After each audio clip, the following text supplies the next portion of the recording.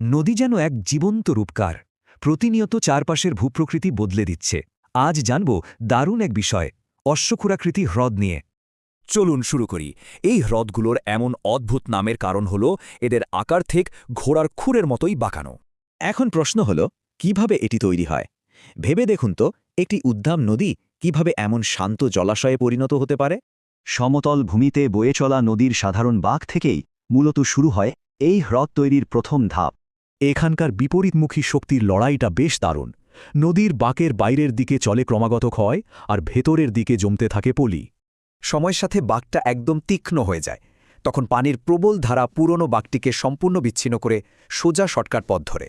সহজ কথায়, নদীর ওই পুরনো বিচ্ছিন্ন বাঁক আর সেখানে আটকে তরা স্থির পানি মিলেই তৈরি হয় এই অশ্বক্ষুরাকৃতি হ্রদ। এর প্রধান বৈশিষ্ট্যই হল এই অর্ধচন্দ্রাকার রূপ। একসময়ের প্রবল স্রোতস্বিনী নদী এখানে পুরোপুরি এক শান্ত পানির হ্রদ।